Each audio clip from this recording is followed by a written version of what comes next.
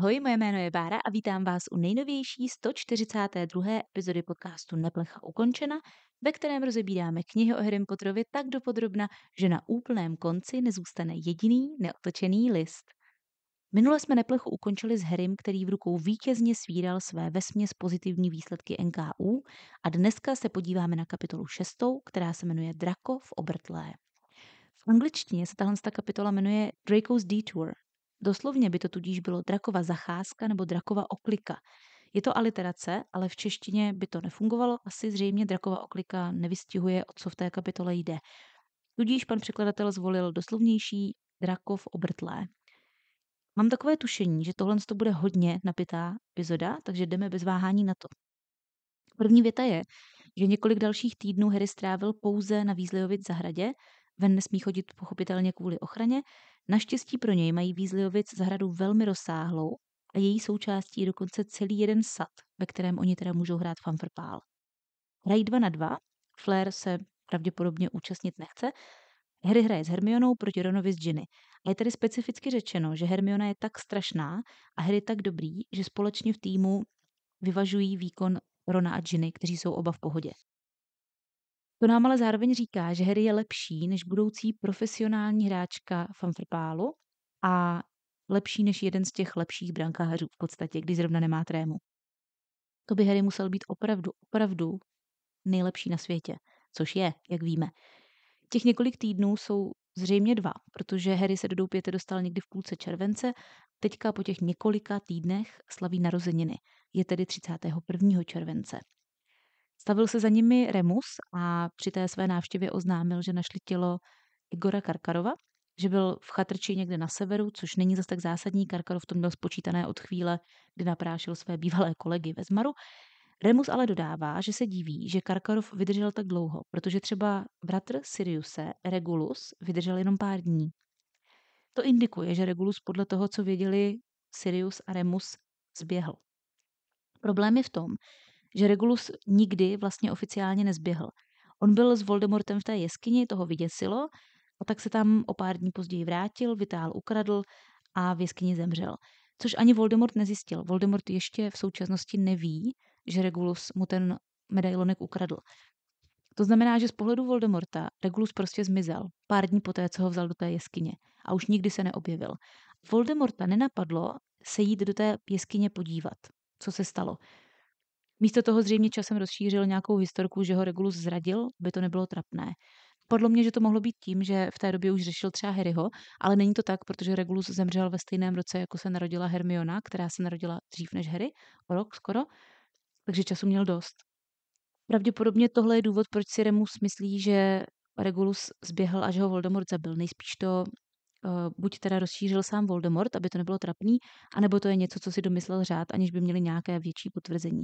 Každopádně je to typická J.K. Rowling. Bude nám teďka ty zmínky o Regulusovi nenápadně sypat, abychom byli připraveni na to, že se v budoucnosti objeví ten jeho příběh. Bill taky pak zmiňuje, že Voldemort unesl Floriana Fortescue. Nejoblíbenější Harryho prodavač, protože mu dával v Příčné ulici zmrzlinu. A je to postava, na jejíž únos já jsem se fakt hodně těšila, byť to zní blbě, protože já už tady roky sedím na jeho příběhu, který se do knih nedostal, ale který je podstatný a vysvětluje, proč ho tadyhle Voldemort lapl. Bill si myslí, že ho unesli kvůli tomu, že provokoval smrtějedy, ale ne, není to tak. Unesl a později zabil ho sám Voldemort kvůli informacím, které z něj potřeboval dostat. Protože Florian je potomkem Dextra Fortescue, bývalého ředitele Bradavic, jednoho z těch portrétů, které má Brumbál v pracovně. A J.K. Rowling měla tadyhle s Florianem naplánovanou celou jednu dlouhou velkou dějovou linku, kterou pomaličku připravovala už od prvního dílu. V prvním díle je zmínka o zmrzlině v Příčné ulici, kterou Harry dostal od Hagrida, nějaká tam malinová se sekanými oříšky. Ve třetím díle potkáváme Floriana poprvé osobně, Harry od něj dostává ty zmrzliny. I v tomhle díle ta zmínka není jenom tak, teďka v té 6. Celý ten jeho příběh měl totiž kulminovat v 7. díle, protože Florian měl být ten, kdo Harryho seznámí s existencí relikvií. J.K. Rowling to plánovala tak, že Florian, který je milovníkem historie, kouzel, což my už víme, protože Harry mu ve 3. díle radil s tím úkolem o upalování čarodějnic, tak Florian měl mít znalosti týkající se bezové hůlky, diadému roveny Zavraspáru a tak. Právě on měl být tím, kdo Harry mu tady ty informace předá. takže měl být opravdu, opravdu důležitý. No a jak měl Florian k těm informacím přijít? Krom toho, že to byl teda nadšený historik, byl právě i potomek jednoho z těch slavných starých rodů, těch Fortescue, proto tam je i ta zmínka o tom jeho předkovi, o tom Dexterovi Fortescue. Tudíž to měly být informace, které se u něj v rodině předávaly po generace a z toho důvodu J.K. Rowling tady v téhle scéně nechala Floriana unést. Ona plánovala, že ho později Harry a spolu zachrání, vysvobodí a dozví se od něj všechno to, co potřebují. Nakonec ty informace o té bezové hůlce dostali od Garricka Ollivandera, informace o diadému přímo od Šedé dámy, spoustu dalších věcí od jiných lidí, informace o relikvích od Xenophiliusa Láskoráda. Ten hlavní důvod, proč nakonec Floriana nepoužila, bylo to, že část těch informací, které měli získat od něj, získali v sedmičce od Phinease Blacka a jí přišlo mnohem vtipnější využívat jako zdroj informací právě Phinease Nigeluse, protože to je taková jako nepříjemná, ale zábavná postava a zároveň prostě našla další způsoby, jak ty informace předat a Florian byl najednou na nic. Co se příběhu týče, byl zbytečný, takže ona tu jeho dějovou linku opustila a prostě jenom uvedla v sedmičce, že ho Voldemort zabil bez nějakého většího vysvětlení proč. Takže on ho zabil proto, že pro něj J.K. Rowling jednoduše už neměla využití. Sama potom ale říkala, že ohledně té jeho smrti se cítila hodně provinile, protože ten jeho příběh budovala po celou dobu psaní knih, prakticky od začátku, a že si ho hrozně oblíbila jako postavu a pak neměla šanci nás s ním vlastně seznámit. Mě to úplně fascinuje. Tady je opravdu další z těch důkazů, že ona ty knížky plánovala od začátku, že věděla, co píše, ale občas se stalo, že některý ten motiv nedotáhla až do konce, zůstal opuštěný někde v tom textu. Tady máme jenom takovou drobnou zmínku, takový náhrobek Floriana Fortescue, postavy, která mohla být. Taky udávala, že to pro ní bylo velmi těžké rozhodnutí ho prostě krchnout, aniž by vysvětlila, jak strašně super byl.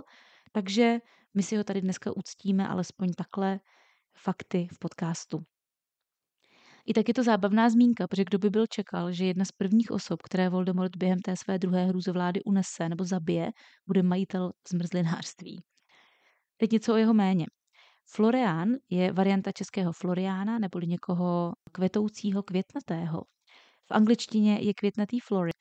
Spekuluje se o tom, že právě proto J.K. Rowling tuhle postavu pojmenovala Florián, protože on rád květnatě hovoří o historii. To původní římské jméno, Florianus, zároveň ale neznamenalo květnatý, spíš žlutovlasý nebo blond, což znamená, že byl Florian možná prostě blonďák. Asi nejslavnější nositel tohoto jména byl svatý Florián, patron komíníků, hasičů a velmi vtipně i výrobců mýdla. Ono to souvisí, protože saze se blbě míjí, takže předpokládám, že to bude ten důvod. Svatý Florián se narodil zhruba v roce 250 našeho letopočtu, zajímavě zhruba 30 km západně od Vídně, to znamená nedaleko od mého místa narození. V té době tady v té oblasti bylo římské město, ve kterém on se narodil, a tak malý Florďa vstoupil jako hodný hoch do armády a dělal kariéru. Zároveň ale v armádě dělal i něco jako dobrovolného hasiče, proto právě je i jejich patronem. On založil v podstatě hasičskou hlídku a kariérně se vyšplhal docela vysoko, jenomže potom se v Římě doslechli, že v oblasti, ve které on velel, neprobíhají nařízené perzekuce křesťanů. Takže tam poslali inspekci, no a inspekce zjistila, že Florián odmítá římské bohy. Zjistili to tak, že mu řekli, ať se modlí k římským bohům a on řekl ne, měli těžkou práci. Tak se ho rozhodli upálit, asi jim to přišlo vtipný, když byl hasič, jenomže potom jim došlo, že to je blbost upálit hasiče, že by se uhasil, takže ho radši utopili. No a zajímavé je, že svatý Florián je uctíván dodnes hlavně ve střední Evropě, takže třeba u nás a v okolních státech, ve Vídni, v Polsku. V Polsku je to dokonce jeden z hlavních svatých. No a proč je to podle mě zajímavé? Já jsem se totiž podívala na příjmení Florián v cenzusech českých, na to, jak se pohybuje v České republice, že já mám hnedka několik kamarádů a známých v Brně, kteří se jmenují Floriánovi. Zaujalo mě, že vlastně je jich tam docela hodně takhle nedaleko toho místa, toho původního Floriána. Podívala jsem se a velmi zajímavě, opravdu hodně velký rozdíl, největší počet Floriánových žije na Jižní Moravě. Nevím, jestli to nějak souvisí, ale tady ty mapy rozložení jmen a příjmení mi přijdou fascinující. Co jsem taky nevěděla, a taky mi to připadá hustý, je to, že na Slovensku ve spoustě měst údajně existuje Floriánská ulica a tradičně to bývá ulice, ve které sídlí místní hasiči. Celé tohle povídání mě dovádí k další, mnohem vtipnější verzi toho, proč se Florian Fortescue jmenuje Florian. A teorie s květnatým je hezká, ale podle mě se J.K. Rowling prostě líbilo, že se prodavač zmrzliny jmenuje po svatém patronovi hasičů. No a potom je tady ještě to jeho příjmení, s tím je to o dost složitější, protože v Británii existuje fakt velká spousta slavných lidí, kteří se jmenují Fortescue. Jednou z variant je to, že by se tady ten náš Florian Fortescue mohl jmenovat po Hughovi Fortescue, protože jeho socha je v Exeteru, tam, kde studovala J.K. Rowling univerzitu a pravděpodobně kolem té sochy docela často chodila. No a zároveň ta socha leží u hradu, kde se odehrály 3 poslední popravy domnělých čarodějnic v Británii, takže tohle to fanoušci docela často spojují. Jestli to měla J.K. Rowling až takhle nastudované, pravdě nejsem si jistá. Na druhou stranu tadyhle Hugh Fortescue měl syna Dudleyho, což není úplně běžné britské jméno a zase by to nasvědčovalo tomu, že možná o něm opravdu J.K. Rowling někdy slyšela. Mnohem pravděpodobněji se Florian jmenuje po Johnovi Fortescue, což byl poradce prince Edwarda z Lancasteru. Tady ten John Fortescue se narodil v roce 1397 do rodiny v Devonu, samozřejmě, že v Devonu, no a stal se členem parlamentu za vlády Jindřicha VI. On byl velmi věrný Jindřichovi, takže když se pak dostal k vládě Edward z Yorku, byl považován za zrádce, protože tam vlastně pošoupla moc. To znamená, že Fortescue odcestoval s bývalou královnou Markétou s Anjou zpátky do pevninské Evropy, protože ona byla francouzska a v té Francii potom psal instrukce pro syna Jindřicha a Markéty, prince Edwarda z Walesu, právě tady toho Edwarda. No a vtip je v tom, že Edward z Walesu byl hodně mladý kluk, byť měl teda na rozdíl od Harryho slabost pro stínání hlav svých nepřítel, který zemřel v 17 letech. Takže ten Florian doslova a do písmene pomáhal 17letému klukovi přemoct jeho nepřítele pomocí svých vědomostí. Bohužel v historických análech není ani zmínka o tom, jak to měl ze zmrzlinou, což je asi vzhledem k tomu, kdy žil, pochopitelné, takže to nepotvrdíme ani nevyvrátíme. Ale teda souhlasím s tím, že tohle je nejpravděpodobnější jmenovec našeho Fortescua. Samotné to jméno je francouzského původu, to znamená, že Florian by měl být záporák dle logiky J.K. Rowling, a do Británie se dostalo po normandské invazi v roce 1066. Znamená to doslova silný fort a štít, esku. To znamená silný štít, někdo, kdo chrání. Pak Floriana jsme si odbyli, pojďme pokračovat s kapitolou s vědomím, že už zmínka o panu Fortescueovi nikdy nebude stejná. Teď už víte, jak byla důležitá. Akorát bych teda podotkla, že v českém překladu Harry říká, že mu Florian dával specificky kopeček zmrzliny zadarmo. V angličtině mu dával prostě celou zmrzlinu. A já jsem se schválně koukla do 3 a ten kopeček nesedí, protože ve 3. díle je řečeno, dával Harrymu každou půl hodinu zdarma zmrzlinový pohár. Takže nejenom, že mu nedával kopeček, ale on mu dával každou půl hodinu celý pohár. Harry musel být tak sud na konci léta. Tady v českém překladu pan Medek Floriana a jeho rozdavačnost velmi podcenil. Rovnou taky ale zjišťujeme, že zmizel i pan Ollivander, takhle si J.K. Rowling otevřela hned 2 možné zápletky a nakonec teda využila jenom tu s tím panem Ollivanderem. A je řečeno, že ten jeho obchod zůstal nezničen, bez známek zápasu, a že se vlastně ani neví, jestli ho smrtivědi unesli, nebo jestli s nimi šel dobrovolně. A já jsem přesvědčená o tom, že vím, co se tam stalo. Podle mě tam přišli, trhli dovnitř, pan Ollivander jim řekl, nechte toho, jdu s vámi, hlavně mi nesahejte na moje hůlky. Ne, že mi je zničíte. On prostě ty svoje hůlky miluje tak moc, že radši půjde dobrovolně ze smrti jedy, než aby mu někdo zničil obchod. Proto tam podle mě nebyly stopy zápasu. 1. srpna, což je vlastně o den později, Harry ze svého dopisu zjistí, že se stal kapitánem Fumfrpálového družstva. Samo o sobě UP, ale hlavně Hermiona říká, že díky tomu bude mít Harry stejné benefity, jako mají prefekti. Jako je třeba vstup do té jejich koupelny, takový. Takže to můžeme chápat tak, že kapitán Fumfrpálového týmu je na stejné úrovni jako prefekti, což by vysvětlovalo to, jak se mohl stát James primusem, i když nebyl prefekt. Protože James se stal kapitánem Fumfrpálového týmu, tím byl na stejné úrovni jako prefekti, pak se polepšil a nic nebránilo tomu, aby se stal primusem. Takže to je jedna z takových variant toho, jak k tomuhle mohlo dojít. No a boží potom je, že se zdá, že Ron absolutně nežárlí na Harryho, ba naopak vypadá to, že se mu ulevilo, že má Harry taky nějakou funkci, tak to je docela posun charakterní u něj. No a zajímavé je, že loni Brumbálovi přišlo, že toho má Harry moc na to, aby byl ještě ke všemu prefekt, a letos, v roce, kdy už se Harry aktivně začíná učit o tom, jak Voldemorta porazit, mu najednou nevadí mu tuhle tu extrémně zodpovědnou a časově náročnou funkci svěřit. Najednou toho na něj není moc. Paní Weasleyové z nějakého důvodu připadá jako dobrý nápad jet do Příčné ulice se všemi dětmi, včetně Harryho, i když ten je přísně hlídaný, přece si taky může občas vyhodit z kopejtka. To i přesto, že i zrovna pár stránek vedle jsme se dozvěděli, že Voldemort dělá nájezdy i přímo na lidi, kteří žijí na Příčné ulici. Tohle samozřejmě naprosto nedává smysl. Harry by měl sedět na zadku v doupěti a šoupat nohama, ale zase z pohledu příběhu potřebujeme vidět kratochvilné kouzelnické kejkle a hlavně draka a ten jeho nekalý plán. Ale jak říkám, je to blbost, protože roky předtím Harry na Příčnou nemusel, prostě mu paní Weasleyová vybrala peníze z účtu, protože tam pracuje Bill a šla. Ron tady kleje do psí hatí, v angličtině řekne klasické blajmy, nic extra. To je jedna z těch nudnějších nadávek. Předpokládám, že v češtině pan Medek vycházel z rčení do psí hadí prdele, které se používá takhle dohromady i zvlášť. Můžete říct do psí hadí prdele, do psí prdele nebo do hadího zadku. Můj děda to používal velmi rád, bylo to jedno z jeho oblíbených plení. Tak mi to trošku připomíná vždycky dětství. Do Příčné ulice jdou potom v sobotu, bez Billa a Flair, ti zůstávají doma a nejspíš skáčou do stropu, že mají klid a konečně volný barák. Asi to není úplně lehký vrkat v domě, kde je tolik lidí. Nicméně zrovna Bill i Flair by se jim jako ta bezpečnostní posila hodili. Oba dva jsou relativně schopní. Bill teda aspoň dopředu Harrymu vyzvedl peníze, takže nemusíme zase ke Gringotovým.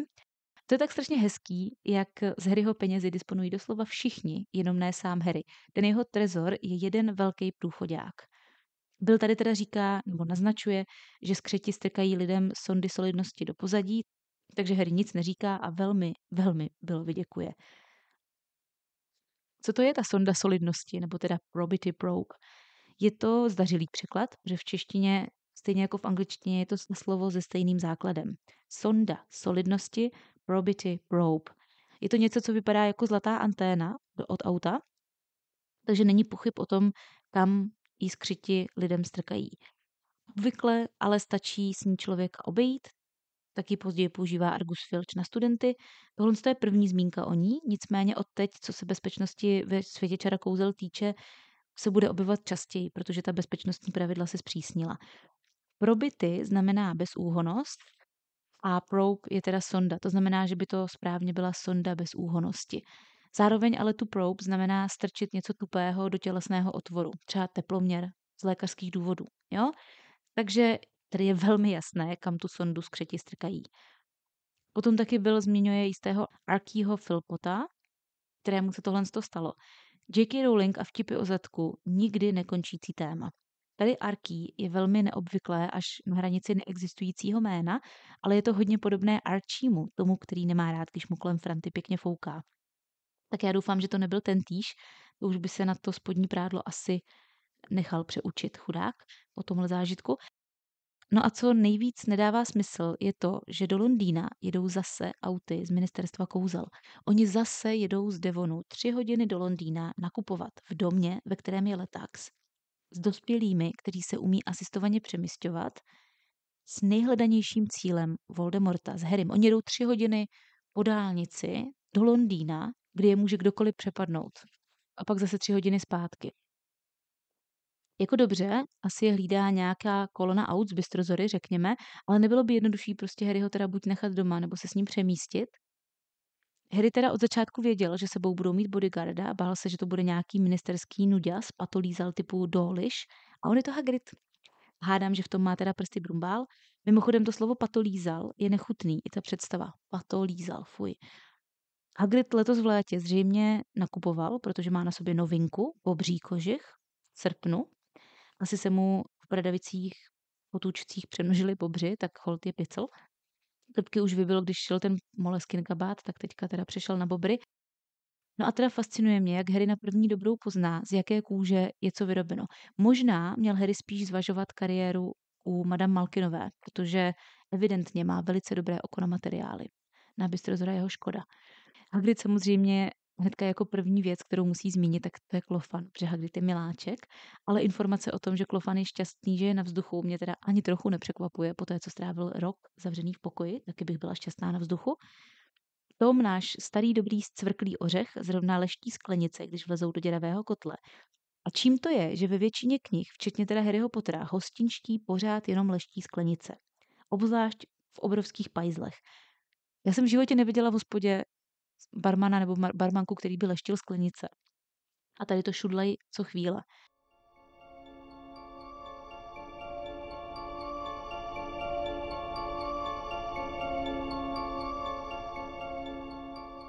Po celé Příčné ulici jsou tmavorudé, fialové, purpurové plakáty Ministerstva kouzel s bezpečnostními pokyny. Celá ta ulice je potom kvůli tomu taková pochmurná, zamračená. No a přesně takovéhle plakáty visely všude po Británii během druhé světové války. Je to jasná inspirace J.K. Rowling. Byly to plakáty s různými praktickými radami, které podávalo Ministerstvo informací a jejich účelem bylo edukovat britskou veřejnost o tom, jak se mají během té války chovat. Některé jsou dost vtipné, některé jsou smutnější, ale hrozně zajímavé. Jsem si jistá, že právě těmihle plakáty se autorka rozhodně inspirovala a já vám nějaké hodím do stories na Instagramu v tomhle týdnu, protože to nemá smysl tady popisovat. To je potřeba vidět. Hagrid doprovodí Rona, Hermionu a Harryho k Madame Malkinové, stejně jako v prvním ročníku, to je taková hezká vzpomínka.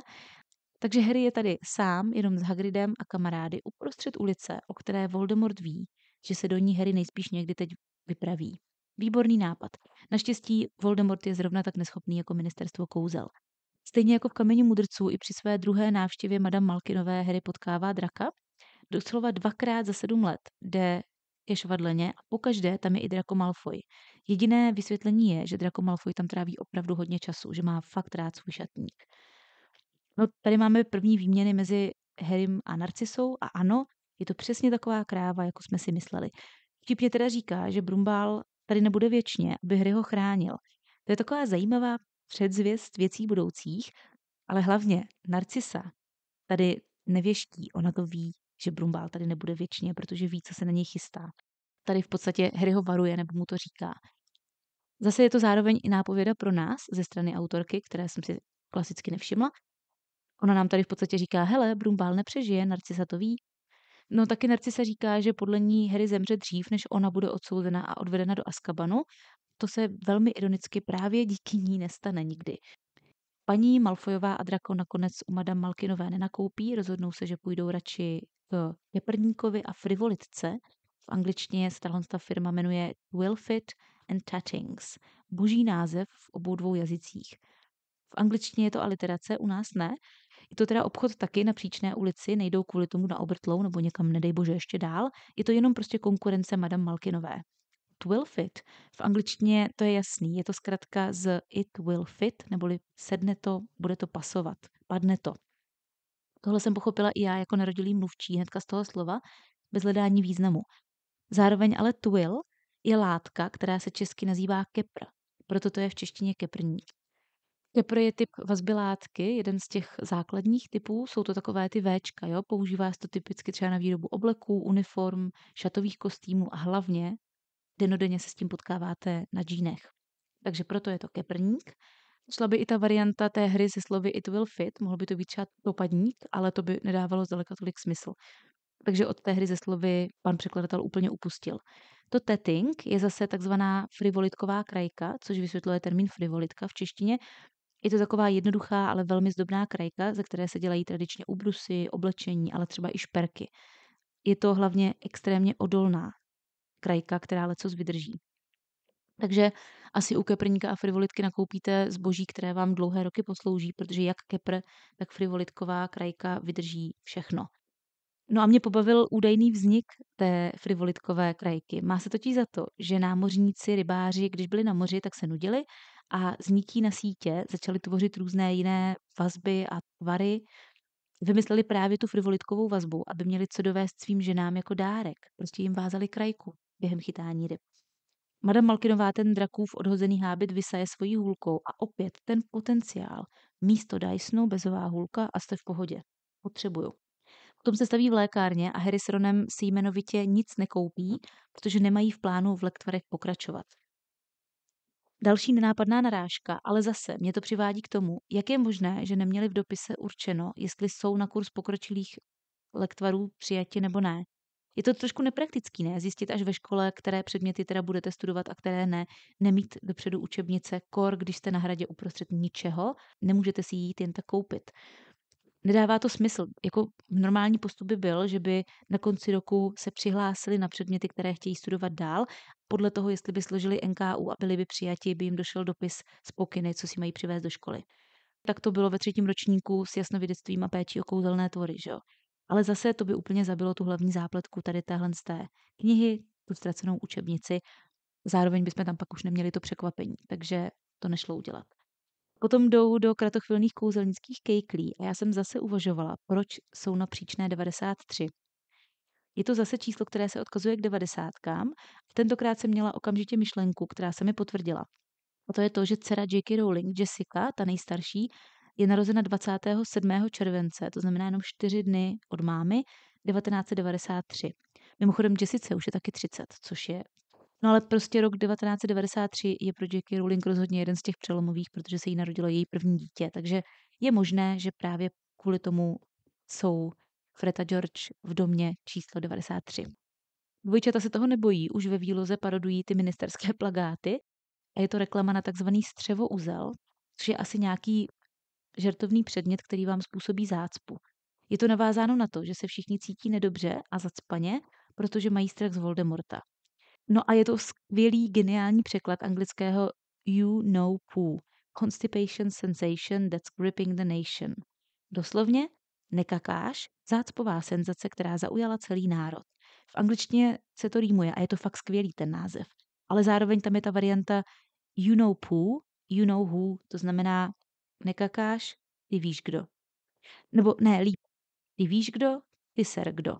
To bohužel střevouzel nevystihuje, takže není divu, že to Ron považuje za geniální slogan. Je to geniální slogan.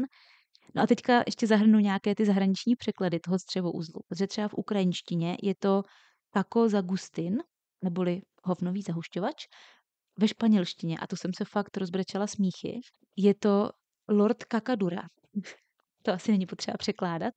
V portugalštině je to O aperto voce sabe onde, tak nějak, neboli úzkost, pevnost, vy víte kde, což souvisí s portugalským ty víš kde. Potom polsky je to v překladu něco jako z hovna kostka, v Norsku je to konec bobku a ve francouzštině je to doslovně zatlač trošku, což je opět hra ze slovy s francouzskou verzí ty víš kdo.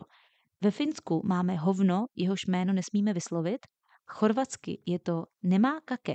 To taky asi si přeložíte sami, předpokládám. Nemá bobek. Nedivím se, že se paní Weasleyová bojí, že kluci přijdou o kejhák.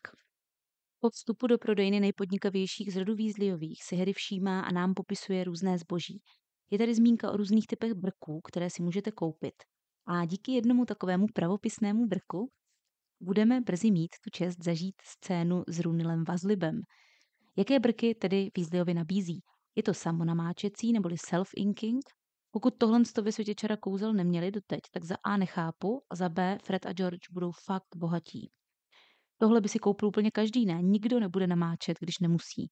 Potom tam máme pravopisný brk neboli spell checking a tohle je ten, který si pořídí Ron, který ještě bude hrát roli. Na nic je to, že nevydrží věčně. Tohle bych vám rozhodně nedoporučovala kupovat, protože, jestli to správně chápu, tak vy s tím brkem sice píšete bez chyb, je to ale nějaká magie obsažená asi v tom ingoustu, ne přímo v tom brku, protože to, co jste napsali, se po nějaké době, a ne teda úplně po dlouhé době, začne měnit. Časem je ten text, který jste psali původně, úplně nečitelný. Z Ronalda Weasleyho se vám stane během roku ten notoricky známý Runil Weasley. To by byl fakt průšvih, kdyby ten brk někdo použil k něčemu opravdu důležitému, podpisu nějaké smlouvy třeba nebo tak. Napadá mě varianta hezká, že to je další vtip od Freda a George a že ve skutečnosti přesně tohle ty brky dělat mají. Že vlastně oni trolí svoje vlastní zákazníky a místo toho, aby vám pomohli, vám způsobí v papírech totální chaos, protože Fred a George jsou chaos. No a poslední brk, který prodávají, je napovídající neboli Smart Answering Quill. Nechci nic říkat, ale pokud je tohle to, co si myslím, že to je, tak se bavíme o chatu GPT v podstatě v 90. letech. Takový kapesní Google. To se hodí. No a potom Harry teda vidí interaktivní hru oběšence, při které ten odsouzený opravdu vyleze na šibenici, oběsí se, pokud neodhádnete odpověď za času. No a k tomu je tam hláška v angličtině, že se jedná o opakovatelného oběšence, že ho můžete věšet pořád dokola. A je tam slogan Spell it or he'll swing. Řekni písmeno, nebo bude viset. V češtině byla zvolena barvitější varianta a zní ostrovtip mě chrání, špatný hadač zmarní. Akorát, že nezmarní ten hadač, zmarní ten oběšenec. Tohle z té hry, kterou jistě znáte, ještě zůstaneme. V češtině ji známe teda pod několika názvy. Pan Medek zvolil variantu oběšenec, já osobně používám třeba spíš odmala variantu šibenice. Někdo tomu prý říká i hra na kata. Neví se, kdy vznikla, nicméně první zmínka je z knihy o dětských hrách v roce 1894. V té době to byla britská hra a zdá se, že byla vytvořena někdy ve viktoriánské době. Vy si jistě říkáte, no jasně, viktoriánci, to dává smysl, že hráli hru na oběšence, ti byli ujetí. Vtip je v tom, že ještě v té knize na tom konci 19. století, kde je ta první zmínka, se ta hra nehraje vůbec s oběšencem, který jde na šibenici, prostě si jenom dělají čárky za každý neúspěšný pokus toho hadače, má jenom třeba 7 možností a pak prohrál. No ale už o 8 let později byla ta stejná hra publikována v té verzi s oběšencem ve filadelfijském časopisu. Což je podle mě docela zajímavý posun. No a ten první popis té hry, tak jak ji známe my, tak ten autor toho článku tvrdil, že to je oblíbená hra v akcích takzvané Vigilance Committee, což je něco jako občanská domobrana, prostě angažovaná skupina obyvatel, kteří dobrovolně se realizují tím, že dávají pozor na své sousedství. No a ve Filadelfii, o které on píše, si říkali takzvaně white caps, neboli bílé čepice. Nebyla to žádná domovní pořádková služba, kterou si představujete vy, kterou třeba máte ve svém okolí. Nebyla to banda důchodců s očima na šťupkách a s notýskem na zápisky toho, kdo nemačká krabice do kontejneru s papírem. Tohle byli veteráni občanské války, kteří brali zákon do vlastních rukou. To znamená, že probíhaly různé lynče, oběšení a tak. A oni se obecně hlavně zaměřovali na lynčování třeba mužů, kteří podle jejich názoru byli líní a nestarali se o své rodiny, většinou třeba protože chlastali. Lynčovali taky ale třeba ženy, které podle nich málo skákaly kolem domácnosti a dětí, nebo děti, kterým nešla škola. Vyloženě důvody pro veřejný lynč. No a tihle samozvaní strážci pořádku si čas od času scházeli právě na svých akcích a měli rádi právě hru šibenice, což dává smysl, protože to byli psychopati, že jo. No a říkali si bílé čepice, protože na sobě nosili na hlavách bílé špičaté čepice a měli masku před obličej. Takže ano, přesně z té organizace se časem potom vyvinul Ku Klux Klan. To je spojitost, kterou jsem nečekala. Když budete příště hrát šibenici, tak vězte, že to je hra, kterou měli rádi členové Ku Klux Klanu. V Americe se už na školách v téhle podobě prakticky nehraje ta hra. Místo toho u běšence se kreslí strom, na tom stromě je 10 jablíček a oni postupně umazávají ta jablíčka. Dle mého názoru mnohem méně zábavné, ale každému, co jeho jest. Další Weasleyovic výmysl jsou patentované kouzelné vzdušné zámky, neboli Patented Daydream Charms. Ten název mě v češtině odjakživa přišel komplikovaný, neobratný. Líbí se mi využití toho idiomu stavět si vzdušné zámky místo daydreaming, zasnít se během dne. Nicméně patentované vzdušné zámky zní aspoň mě jako něco fyzického, jako nějaký létající zámek. To vzdušné zámky bych klidně nechala, ale dala bych tam něco jako začarované, očarované vzdušné zámky nebo imaginární vzdušné zámky. O co jde? Tohle kouzlo vám spustí sen, který trvá půl hodiny a během toho jeho prožívání vypůsobíte, že jste vzhůru, takže ideální do školy třeba na historii kouzel. Autorka uvedla, že to je její nejoblíbenější žertovná pomůcka od Freda a George. Mně je úplně jasné proč, protože z toho popisu je evidentní, že se nebude jednat o žádné nevinné sny, že ten produkt se prodává pouze lidem od 16 let nahoru a na jeho obalu je dívka, která omdlévá v přítomnosti pohledného piráta. Jinými slovy, Fred a George prodávají mimo jiné taky erotické sny. To slovní spojení vzdušné zámky, tedy nějaké sny či fantazie, které nelze uskutečnit, má poměrně dost zajímavý původ. Do češtiny se zřejmě dostalo stejným způsobem jako třeba do ruštiny, kde ho taky používají. V jednom středověkém francouzském eposu se objevuje slovní spojení španělské zámky, které znamená to stejné. Proč španělské? Protože v tom eposu dostávali rytíři jako odměnu za nějaké svoje hrdinské činy právě ty španělské zámky, které měly jenom jednu takovou malou drobnou chybičku. Nebyly dobité. Byli v nich ještě jejich původní obyvatelé. Takže ten rytíř měl ideálně jít a sám si ten svůj hrad dobít. Takže to byl takový jakože nemoc dar a pro toho rytíře to byl často nesplnitelný úkol, takže on o tom svém zámku jenom snil a nemohlo ho nikdy dobít. Proč se z toho staly postupně vzdušné zámky, není jasné. Nicméně existuje varianta, že se jedná o citaci svatého Augustina, protože ten ve 4. století řekl velmi volně přeloženo stavět na vzduchu bez základů. Takže existuje teorie, že se tyhle dvě verze někdy v 15. století setkaly, spojily. Od té doby se to v hodně evropských jazycích říká takhle. Ale vlastně jako zase nevíme. Fred dává Hermioně potom jedno kouzlo zdarma za to, že řekla, že se jim to povedlo, ty vzdušné zámky. A Harry by nejradši, jakožto jejich investorovi nebo tomu, kdo jim půjčil, by nejradši narvali celý inventář. O to vtipnější je, že Rona krev své krve zkásnou doslova do posledního měďáku. Zároveň jak moc roztomilé je, že Fred a George mají v obchodě i regál s mudlovskými žerty a triky, protože myslí i na lidi, jako je jejich tatínek. Potom dále v sortimentu máme jedlá znamení zla, neboli Edible Dark Marks. Bohužel se zase nedochoval žádný popis toho, zda jsou dobrá, jestli to je skutečně cukrovinka, anebo ne. My se totiž dozvídáme jenom to, že vám zvednou žaludek. Což zní ne úplně jako něco, co byste chtěli jíst, ale zároveň to není ani moc dobrý vtip, protože asi nikdo si nevezme bonbon ve tvaru znamení zla, aniž by očekával nějaký háček. Leda, Bellatrix a zbytek smrtijedů. Ti by asi na bonbonu ve tvaru znamení zla nespatřovali nic divného, tudíž by se možná napálili. No a to, že smrtijedě u Freda a George nakupují, víme s jistotou, minimálně Draco Malfoy ano, protože hned o chvíli později kluci Harrymu ukazují rychlo zatmívací prášek z Peru. Ten na konci téhle z té knihy bude létat bradavicemi, zatímco bude Brumbál prosit o ukončení svého života. Peruvian Instant Darkness Powder, neboli rychlo zatmívací prášek z Peru, to je předmět, ke kterému toho moc nemám, prakticky nic. Já jsem nebyla schopná zjistit ani to, proč je zrovna z Peru. Nikde nic není uvedeno. Kdyby byl třeba z Norska, tak se tomu asi i zasmějou, protože v Norsku je tma půl roku. Takže by to dávalo smysl. Peru nechápu. Ten překlad je taky doslovný, nic extra. Potom teda se ještě dostáváme k děsivým dělobuchům, neboli decoy detonators. A tady je řečeno, že ty sami seskakují z regálu. Což je v angličtině vtip, protože to je založeno na větě they are just walking off the shelves, což je fráze, která se používá v angličtině pro popis zboží, které jde na dračku. Sami odchází z regálů. Vtip je tady v tom, že tyhle ty skutečně sami odcházejí z police, jakože mají nohy, protože odchází. By to fungovalo v češtině, museli by být opeřené a skákat do rukou prostých žen v chalupě, tím pádem by sami chodili na tu dračku. Harry taky jeden tady ten dělobůh dostane od kluků a využije ho až za rok, v 7. díle, kdy se bude snažit dostat k Umbridgeové do kanclu. Dozvídáme se, že Fred s Georgem už se vedou tak dobře, že mají i zaměstnance, čarodějku jménem Verity.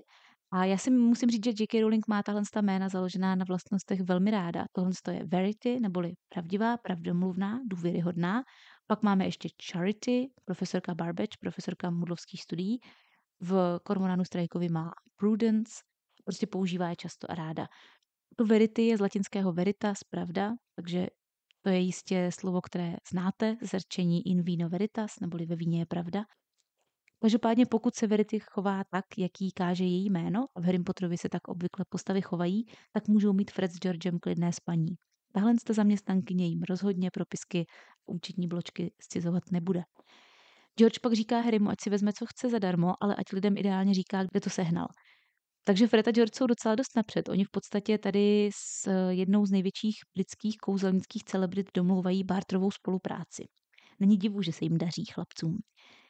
Taky se dozvídáme, že prodávají i lektvary lásky, což je docela diskutabilní téma, nicméně řekla bych, že v tomhle tom konkrétním případě jsou oba dva z obliga, protože vysvětlují, že ty lektvary fungují jen pokud kluk není moc tlustý a holka není moc hnusná.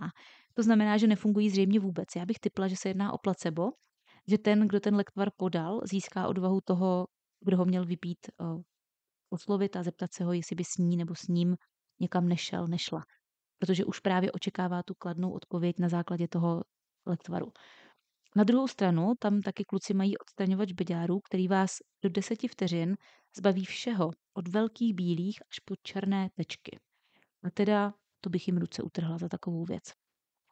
Taky mě fascinuje, jak široký rozptyl mají, protože oni prodávají žerty, defenzivní předměty, věci pro holky, beauty produkty, mudlovské triky, zvířata, dokonce i léky, že? Střevouzel na zácpu je v podstatě lék. Takže nechápu, jak to stíhají. Ginny nestojí ani o lektvar lásky, ani o odstraňovač uhrů, protože je dokonalá sama o sobě, je to perfektní femme fatale. Co jí ale zaujme, jsou takzvané pygmy puffs, neboli trpaslenky. To jsou v podstatě kluběnky v miniaturní verzi. Kluběnky kluci loni odstraňovali z Grimaldova náměstí. To jsou takové ty chlupaté koule, co vám vylizují v noci šušně z nosu. Ty si určitě pamatujete. Tím se živí. Ty se v angličtině jmenují puffskins. Takže tady zůstalo to puff, neboli chlupatý, nadýchaný, a bylo dodáno pygmy, neboli malý, pygmejský. Pan překladatel respektoval tohle všechno, tím pádem se z kluběnky stala trpaslenka, tedy malá kluběnka, trpasličí kluběnka. A já bych se skoro vsadila, že je možná kluci nějak vykřížili osobně, protože říkají, že je nestíhají množit, jak jdou na odbyt. To znamená, že to není asi úplně obvyklý mazlíček. Což by teda ale zároveň znamenalo, že zřejmě porušují zákon, protože my víme, že v kouzelnickém světě se nesmí množit kouzelní tvorové bez povolení. Takže ještě tady je varianta, že by to byly obyčejné kluběnky, které pomocí nějakých kouzel kluci zmenšili a obarvili, protože oni teda krom toho, že jsou malinkaté a chlupaťoučké, tak jsou taky růžové nebo červené. Jakoby oni jsou fialové, ale rozumíme. Přichází Ron, který si nabral v prakticky všechno, co v obchodě mají, a Fred s Georgem po něm chtějí 3 galeony, 9 srpců a 1 svrček za to zboží, což je 503 korun českých. Jsou ale hodní, rozhodnou se mu ten jeden svrček odpustit, takže Ron má slevu neuvěřitelných 30 halířů. Potom Harry uvidí draka jít samotného po ulici a jako smyslu zbavený okamžitě s Ronem a s Hermionou leze pod plášť a valí ho pronásledovat. Opakuji, na ulici, po které se docela často pohybuje Voldemort, Harry, který je nejvíc hledaný ze všech, bez jakéhokoliv doprovodu dospělých. Já si myslím, že tady s ním Hermiona jde jenom proto, že jí tak moc ten plán zaskočí, protože to udělá tak rychle, že nemá čas protestovat. No a o co hůř, Harry nejenom, že jde na špacír bez dozoru, on se za drakem vydává do obrtlé ulice. Do ulice plné lidí, kteří ho vážně nemají rádi. Naši hrdinové zjišťují, že Draco se usádlil u Borgina a Burkese, což by se mimochodem, jak mi někdo říkal, mělo skloňovat u Borgina a Burka, protože to S na konci, to Burke, není součást jeho jména, ale koncovka názvu obchodu. Jako máte Hamleys, tak to je Hamley, na konci je S, že to je jako ten obchod. Takže to není Borgin a Burkes, ale Borgin a Burke. To, že Draco zaplul právě sem, je další ukázka zrcadlení, protože kdy byl Harry u Borgina a Burka poprvé? Kdy poprvé navštívil obrtlou a spatřil rozplývavou skříň a ty ostatní předměty? Ve druhém díle. Hnedka první předmět, o kterém je zmínka, je právě ta velká černá skříň, ta, ve které se před lety Harry schovával a ve které za sebou naštěstí tehdy teda nedovřel ty dveře, to by bylo hodně blbý, by mohl špionit. Ron u sebe má naštěstí ultra dlouhé uši a to z toho důvodu, že vzal ty krabice, které si chtěl u Freda a George koupit, takže Ron prakticky vykradl obchod svých bratrů. No a zjišťujeme, že se vevnitř baví o tom, že Draco potřebuje něco opravit a musí to opravit sám, takže po Borginovi chce jenom rady, by mu s tím pomáhal na dálku. Ukazuje tam Borginovi to svoje znamení zla, aby ho přesvědčil, že s ním chce spolupracovat a že si ho nechce naštvat. Taky tady poprvé háže ven jméno Fenrir Šedohřbet s tím, že by ho mohl třeba přijít navštívit. A to je taky věc, kterou nechcete. Já vám o Fenrirovi povím ještě jindy, protože dneska už jsme si těch velkých věcí probrali hodně. Zároveň si ale Draco už stihl i něco koupit, zjišťujeme. A já vím, že jsem si vždycky myslela, nebo vždycky mě to mátlo, měla jsem za to, že mluví o tom opálovém náhrdelníku, který pak zkusí poslat Brumbálovi přes Katie, protože tu ruku slávy už si koupil někdy předtím v průběhu let. Takže my víme, že Draco Malfoy evidentně sbírá prokleté předměty jako předškoláci Pokémony. Nicméně tady nazývá pana Borgina Pišišvorem, což mě připadá spíš úsměvné, než nějaké vyloženě hrozné, jako nadávka. V angličtině mu jenom říká stupid little man, neboli vy malý blbečku. Slovo Pišišvor znamená někdo malý, malinkatý, nicméně je to takové trošku archaické. Já třeba osobně jsem to asi nikdy nepoužila. Možná to změním, je to docela kreativní říkat lidem Pišišvore. Pochází to z německého Spießbürger, neboli měšťánek, nicotný obyvatel města, někdo, na kom vlastně nezáleží. U nás se to ve velkém začalo používat na přelomu 19. a 20. století, protože v té době vycházely takzvané humoristické listy, což byl ilustrovaný časopis. V něm byly vtipy a humorné příběhy a tak. Tam byla postava, která se opakovaně vracela do různých těch příběhů a ta postava se jmenovala Přenešťastný světatvor Emanuel Pišišvor.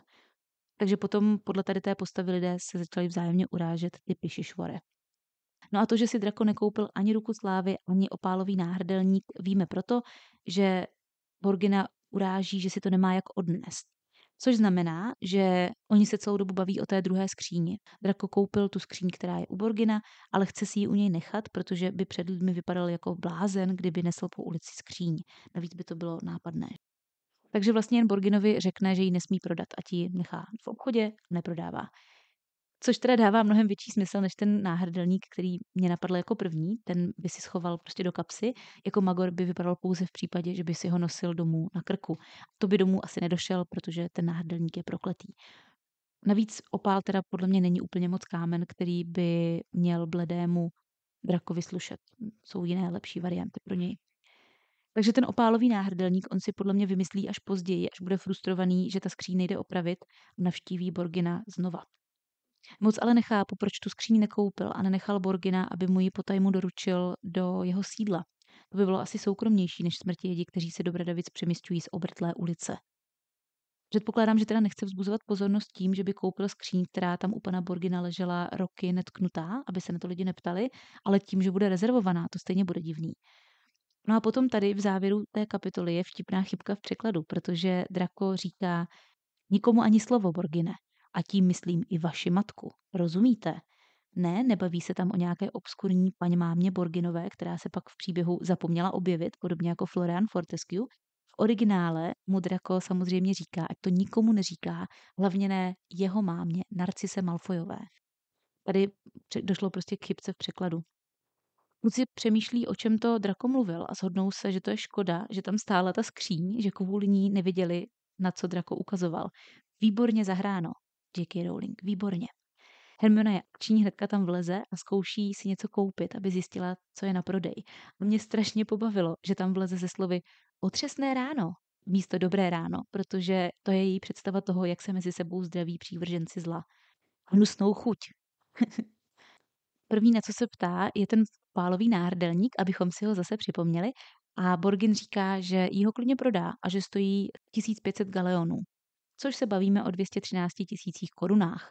Jo, takže Draco na těch svých plánech skutečně nešetří. Je teda ale zároveň možné, že mu dal Borgin pod pohrůžkou proměny ve vlkodlaka nějakou slevičku, alespoň nějakých symbolických 5%, což už na 200 tisících něco málo udělá.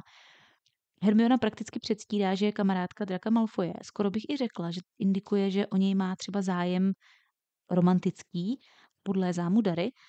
Borgini na to neskočí, ale ti, kteří si myslí, že by měli být spolu Draco Malfoy a Hermiona, měli asi s touhle pasáží docela pré.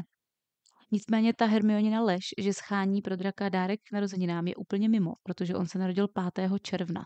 To byl ještě ve škole, je to skoro 2 měsíce od jeho narozenin. A kdo kupuje dárek 2 měsíce po narozeninách? Ten plán jim tedy nevyšel a oni ho úplně opustí. Už se nikdy k Borginovi nepodívají, aby zjistili, co tam je teda rezervované. Ale já jsem si říkala, že mohli normálně se vrátit do obchodu Freda a George a mohli je poprosit, aby tam za pár dní poslali třeba tu Verity, která je taková nenápadná, aby si tam zkusila právě něco koupit a zjistila, co je rezervované a co ne. Tohle to neudělají, proklouznou zpátky a dělají, že oni nic, tralala, že celou dobu byli ve vedlejší místnosti. Projde jim to krásně, nikdo je po cestě ani dovnitř, ani ven nezabil. Epizoda tím úspěšně končí. Pak to bylo něco.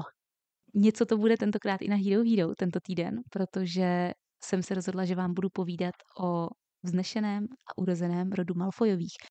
Povíme si celou historii tady toho rodu a je to teda opět epizoda, která vychází z besed, které proběhly teďka na jaře, takže se tam na ně vlastně třeba budu i trošku odkazovat a bude to s tím souviset. Tak se mějte krásně, užijte si zbytek vašeho jistě kouzelného dne a neplecha ukončena.